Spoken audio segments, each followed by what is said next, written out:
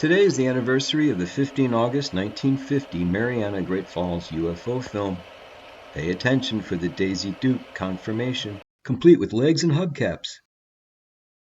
One day, Major Dewey Fournet of Current Intelligence Branch sent for me. Will you come in here a minute, Al?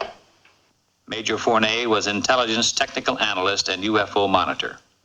Thanks, Captain. Al, I just got a call from Captain Ruppelt. A Navy photographer named Newhouse has made a sighting near Tremonton, Utah. He got some UFOs on film. Motion pictures? Motion pictures. This film should prove interesting on a comparative basis. Comparative with what? With the Montana film. ATIC's had it for some time over at Dayton. You mean ATIC has had motion pictures? Why wasn't I told about it? You're being told about it now. Can I see these films? Ruppelt has a Newhouse film. It's back at Dayton being processed and analyzed. But I can show you the Montana film. This film was shot August the 15th, 1950.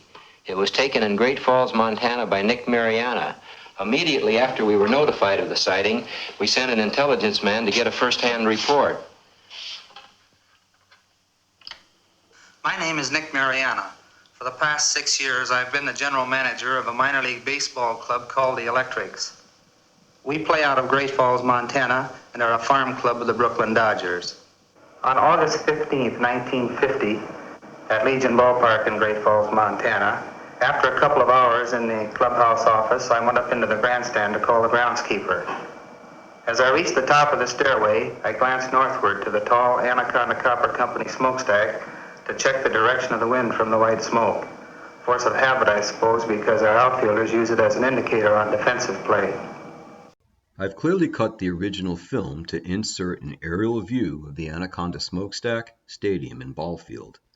I do this to make what should have been a fairly obvious link between the Great Falls sighting of 15 August 1950 and U.S. Coast Guard photographer Shel Alpert's photo at Salem coal-fired power plant 2 years later on 16 July 1952.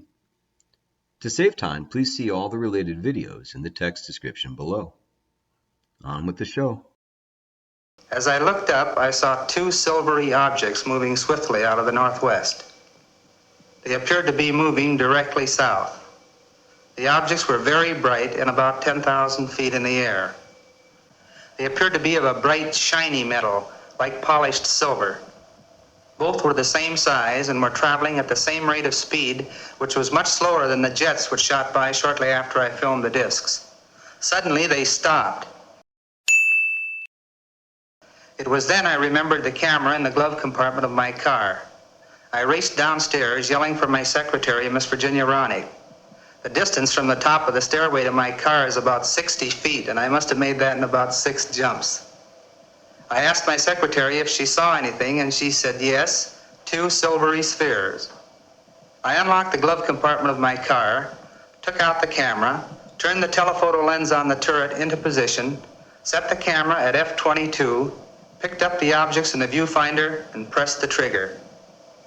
The discs appeared to be spinning like the top and were about 50 feet across and about 50 yards apart. I could not see any exhaust, wings, or any kind of fuselage. There was no cabin, no odor, no sound, except I thought I heard a whooshing sound when I first saw them. As the film clicked through the camera, I could see the objects moving southeast behind the General Mills grain building and the black water tank directly south of the ballpark.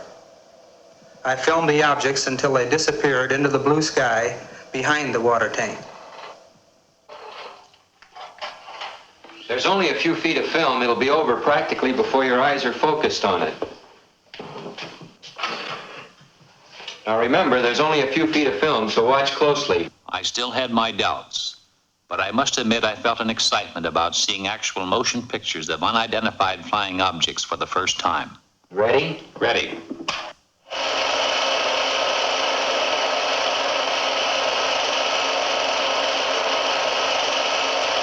This is the Montana film, projected exactly as it was photographed. The objects are moving against a 25 to 28 mile an hour wind. This is the film in double frame or slow motion. A slight bounce in the movement of the objects as well as the tower is perceptible. This is due to the handheld camera. The film, analyzed frame by frame, shows the movement of the objects to be horizontal and steady. We will now vary the action and size of the objects and also stop the action from time to time for your study.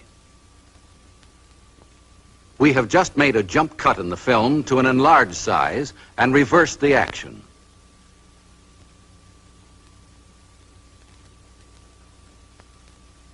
You are now seeing the objects exactly as they were photographed, but from a closer perspective.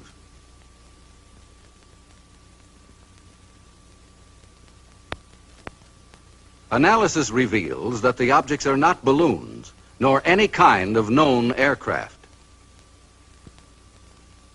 The images are very different from those produced by any kind of birds at any distance. The shape, brightness, speed, rectilinear path, steady motion, and separation rule out various forms of optical atmospheric mirages or cloud reflections. Comprehensive analysis has eliminated meteors and other known natural phenomena. The possibility of airplane reflection has been carefully studied and ruled out. I still think where there's smoke, there's fire. Oh, maybe some beings from outer space are trying to get a hold of us. Oh,